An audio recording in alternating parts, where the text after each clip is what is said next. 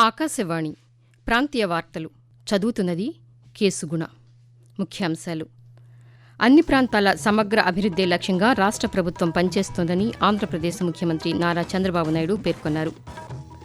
Polavaram Nallamala Sagar link ప్రాజెక్టుపై రాష్ట్ర ప్రభుత్వం తరపున వాదనలు వినిపించాలని తెలంగాణ ముఖ్యమంత్రి రేవంత్ రెడ్డి అధికారులకు సూచించారు. ప్రజలకు ఆరోగ్య మౌలిక సదుపాయాలు కల్పించేందుకు ఆంధ్రప్రదేశ్ ప్రభుత్వం ప్రాధాన్యం ఇస్తోందని జలవనరుల శాఖ మంత్రి నిమ్మల రామనాయుడు తెలిపారు.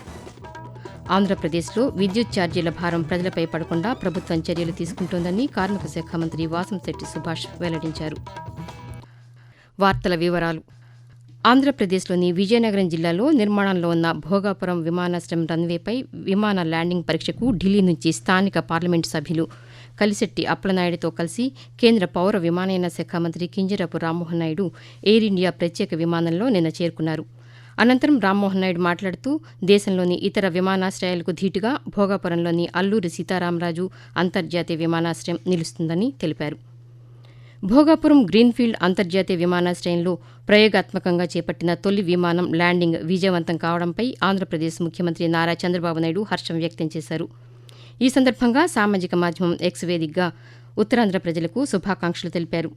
ఈ ఏడాది జూన్ నాటికి మిగిలిన పనులు పూర్తి చేసి విమానాశ్రయాన్ని అందుబాటులోకి తెస్తామని వివరించారు.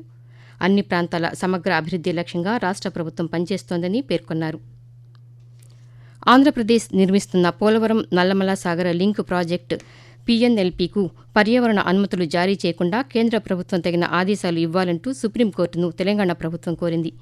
ఈ మేరకు పోలవరం నల్లమల సాగర్ లింక్ ప్రాజెక్టుపై తెలంగాణ ప్రభుత్వం వేసిన పిటిషన్పై ఈరోజు సుప్రీంకోర్టులో విచారణ జరగనుంది. ఈ నేపథ్యంలో తెలంగాణ ముఖ్యమంత్రి రేవంత్ రెడ్డి, నీటి వనరుల శాఖ మంత్రి ఉత్తమ్ కుమార్ రెడ్డి, సీనియర్ న్యాయవాది అభిషేక్ సింఘ్వీతో నిన్న ముంబైలో సమావేశమయ్యారు. ఈ సందర్భంగా రాష్ట్ర ప్రభుత్వం తరపున వాదనలు వినిపించేందుకు అన్ని ఆధారాలను సిద్దం చేసుకోవాలని అధికారులకు సూచించారు. ప్రజలకు ఆరోగ్య మౌలిక సౌకర్యాలు కల్పించేందుకు ఆంధ్రప్రదేశ్ ప్రభుత్వం ప్రాధాన్యతను ఇస్తోందని జలవనరుల శాఖ మంత్రి నిమ్మల రామనాయుడు తెలిపారు. పశ్చిమ గోదావరి జిల్లా పాలకొల్లు ప్రభుత్వ ఆసుపత్రిలో డయాలసిస్ కేంద్రంలో పడకలను మంత్రి నిన్న ప్రారంభించారు. అనంతరం మంత్రి రామనాయుడు మాట్లాడుతూ 2 డయాలసిస్ కేంద్రాలని ఆంధ్రప్రదేశ్ రాష్ట్రంలో శాంక్షన్ చేస్తే, ఒకటి మన ఆరోగ్య శాఖ మంత్రి నియోజకవర్గానికి ఒక డయాలసిస్ కేంద్రం, అదేవిధంగా రెండవది మన పాలకొల్లి. రోగులు కూడా పెద్ద ఎత్తున రావడంతో వాటికి అనుగుణంగా ఎప్పటికప్పుడు బెడ్స్ పెంచుకుంటూ వెళ్తూ ఉన్నటువంటి పరిస్థితి. రోజుకి 21 కేసులు చూస్తూ ఉన్నారు. ఇప్పుడు ఒక 2 బెడ్ పెరగడం వల్ల ఇది 27 కేసులు పెర్ డే డయాలసిస్ చేయడానికి ఉపయోగపడుతుంది. ఇతర భాషలు నేర్చుకున్నప్పటికీ మాతృభాషకు ప్రాధాన్యతను ఇవ్వాలని ఆంధ్రప్రదేశ్ రాష్ట్ర శాసనసభాపతి సిహెచ్ అయ్యన్నపాత్రుడు సూచించారు.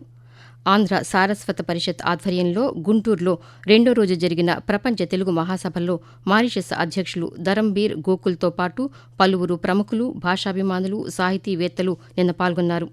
ఈ సందర్భంగా అయ్యన్నపాత్రుడు తెలుగు భాష ప్రస్తుత పరిస్థితిని తెలియజేస్తూనే భాషాభివృద్ధికి ప్రభుత్వం, ప్రజలు తీసుకోవాల్సిన చర్యలను వివరించారు. తెలుగు భాషను, సంస్కృతిని, సంప్రదాయాలను భావితరాలకు అందించాల్సిన అవసరం ఉందని సూచించారు. ఆంధ్రప్రదేశ్లోని మారుమూల గిరిజన ప్రాంతాలకు 105 కోట్ల రూపాయలతో రహదారుల నిర్మాణం చేపడుతున్నామని మంత్రి గుమ్మిడి సంధ్యారాణి తెలిపారు. పార్వతీపురం మన్యం జిల్లా సాలూరులో మంత్రి క్యాంపు కార్యాలయంలో నిన్న పాత్రికేయులతో మాట్లాడుతూ డోలీ రహిత గ్రామాలే ప్రభుత్వ లక్ష్యమని చెప్పారు.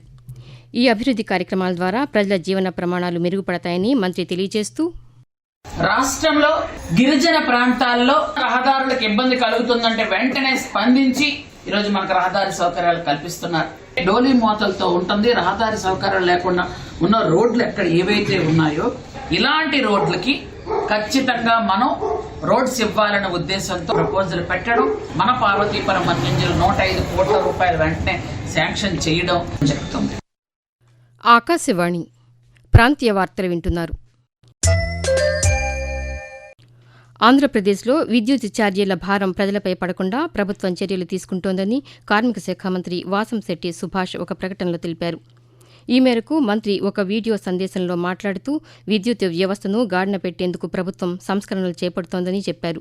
ఎన్నికల సమయంలో ఇచ్చిన హామీల మేరకు విద్యుత్ ఛార్జీలను పెంచకుండా ట్రూ ఆఫ్ ఛార్జీలను ప్రభుత్వమే భరిస్తోందని మంత్రి తెలియజేస్తూ, విద్యుత్ ఛార్జీల భారం ప్రజలపై పడకుండా ఉండేందుకు ముఖ్యమంత్రి శ్రీ నారా చంద్రబాబు నాయుడు గారు చర్యలు తీసుకుంటా ఉన్నారు. కూటమి ప్రభుత్వం అధికారంలోకి వచ్చిన తర్వాత ఈ విద్యుత్ వ్యవస్థని గాడి పెట్టేందుకు సంస్కరణ మొదలుపెట్టారు.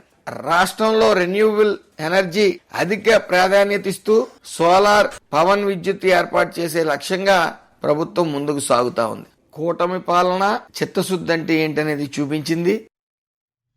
తెలంగాణ ములుగు జిల్లాలోని మేడారం, సమ్మక్క సార్లమ్మ మహాజాతరకు సంబంధించిన పనులన్నింటినీ ఈ నెల 20లోపు పూర్తి చేస్తామని జిల్లా ఇన్ఛార్జి మంత్రి పొంగులేటి శ్రీనివాసరెడ్డి పేర్కొన్నారు. మేడారంలో జరుగుతున్న జాతర ఏర్పాట్లను సంబంధిత అధికారులతో కలిసి నిన్న పరిశీలించారు. అనంతరం మంత్రి పాతికేయులతో మాట్లాడుతూ 200 ఏళ్ల వరకు చెక్కు చెదరకుండా ఉండే విధంగా రాతి దిమ్మలతో వనదేవతల గద్దెల ప్రాంగణం పునర్నిర్మాణం చేపడుతున్నామని చెప్పారు. ఈసారి తెలుగు రాష్ట్రాలతో పాటు దేశంలోని అన్ని ప్రాంతాల నుంచి గిరిజనేతర భక్తులు పెద్ద ఎత్తున వచ్చే అవకాశం ఉందని అంచనా వేస్తున్నామని మంత్రి వివరించారు. భూ రికార్డులను ఎవరూ మార్పు చేసేందుకు వీలు లేకుండా ఆధునిక పరిజ్ఞానంతో డిజిటలీకరణ చేస్తున్నామని ఆంధ్రప్రదేశ్ గృహ నిర్మాణ శాఖ మంత్రి కొలుసు పార్థసారథి చెప్పారు. ఏలూరు జిల్లా నూజివీడు మండలం మర్రిబందం గ్రామంలో నిర్వహించిన మీ భూమి మీ హక్కు కార్యక్రమంలో రాజముద్రతో ముద్రించిన పట్టదారు పాస్ పుస్తకాలను రైతులకు ఆయన నిన్న పంపిణీ చేశారు. ఈ సందర్భంగా మంత్రి పార్థసారథి మాట్లాడుతూ ప్రజల హక్కులను కాపాడేందుకు ల్యాండ్ టైటిలింగ్ యాక్ట్ను ప్రభుత్వం రద్దు చేసిందని తెలిపారు. ఇటీవల 22A భూ సమస్యల పరిష్కారంపై జిల్లా కలెక్టర్లు ప్రత్యేక చర్యలు తీసుకుని వివాదాస్పదం కాని భూములను 22A నుంచి తొలగించారని మంత్రి తెలియజేశారు. అవయవాలను దానం చేసిన జీవన్మృతుల కుటుంబాలకు ₹1,00,000 చొప్పున అందజేయాలని ఆంధ్రప్రదేశ్ వైద్య ఆరోగ్య శాఖ మంత్రి సత్యకుమార్ యాదవ్ ముఖ్యమంత్రి ఎన్ చంద్రబాబు నాయుడుకు విజ్ఞప్తి చేశారు. దీనివల్ల బాధిత కుటుంబాలకు స్వాంతన చేకూర్చడంతో పాటు అవయవ దానాలను మరింత ప్రోత్సహించినట్లు అవుతుందని వెల్లడించారు. ఈ మేరకు వైద్య ఆరోగ్య శాఖ తరపున ప్రతిపాదనలను ప్రభుత్వానికి పంపామని ఒక ప్రకటనలో తెలిపారు. 2025 జనవరి నుంచి డిసెంబర్ వరకు 93 మంది జీవన్మృతుల నుంచి సేకరించిన అవయవాలను సుమారు 300 మందికి అమర్చామని తెలిపారు. ప్రథమ స్వాతంత్ర్య సంగ్రామానికి ముందే దక్షిణ భారతదేశంలో బ్రిటిష్ వలస పాలకుల దౌర్జన్యాలకు వ్యతిరేకంగా స్వాతంత్ర్య పోరాటం జరిపిన రేనాటి యోధులు వడ్డే ఓబన్న జయంతి వేడుకలను ఈ నెల 11వ తేదీన రాష్ట్ర పండుగగా నిర్వహించనున్నట్లు బీసీ సంక్షేమ శాఖ మంత్రి ఎస్ సవిత తెలిపారు. ఓబన్న జయంతిని అన్ని జిల్లా కేంద్రాలలోనూ, రాష్ట్ర స్థాయి జయంతిని అనంతపురంలోనూ నిర్వహించనున్నామని వివరించారు. గుంటూరు జిల్లా తాడేపల్లిలోని క్యాంపు కార్యాలయంలో వడ్డే ఓబన్న జయంతి వేడుకలపై నిన్న చర్చించారు. వాతావరణం. ఆంధ్రప్రదేశ్, తెలంగాణ రాష్ట్రాల్లో చలి తీవ్రత కొనసాగుతోంది. అల్లూరు సీతారామరాజు జిల్లా మాడుగులలో 9.3 డిగ్రీల సెల్సియస్ కనిష్ట ఉష్ణోగ్రత నమోదు కాగా, తెలంగాణ సంగారెడ్డి జిల్లా కోహిర్లో 11.1 డిగ్రీల సెల్సియస్ కనిష్ట ఉష్ణోగ్రత నమోదైంది. పొగమంచు దట్టంగా కమ్ముకోవడంతో వాహన రాకపోకలకు అంతరాయం ఏర్పడుతోంది. ప్రాంతీయ వార్తలు ముగించే ముందు ముఖ్యాంశాలు మరొకసారి. అన్ని ప్రాంతాల సమగ్ర అభివృద్దే లక్ష్యంగా రాష్ట్ర ప్రభుత్వం పనిచేస్తోందని ఆంధ్రప్రదేశ్ ముఖ్యమంత్రి నారా చంద్రబాబు నాయుడు పేర్కొన్నారు. పోలవరం నల్లమల సాగర్ లింక్ ప్రాజెక్టుపై రాష్ట్ర ప్రభుత్వం తరపున వాదనలు వినిపించాలని తెలంగాణ ముఖ్యమంత్రి రేవంత్ రెడ్డి అధికారులకు సూచించారు. ప్రజలకు ఆరోగ్య మౌలిక సదుపాయాలు కల్పించేందుకు ఆంధ్రప్రదేశ్ ప్రభుత్వం ప్రాధాన్యం ఇస్తోందని జలవనరుల శాఖ మంత్రి నిమ్మల రామనాయుడు తెలిపారు. ఆంధ్రప్రదేశ్లో విద్యుత్ ఛార్జీల భారం ప్రజలపై పడకుండా ప్రభుత్వం చర్యలు తీసుకుంటోందని కార్మిక శాఖ మంత్రి వాసంశెట్టి సుభాష్ వెల్లడించారు. ఆకాశవాణి ప్రాంతీయ వార్తలు ఇంతటితో సమాప్తం.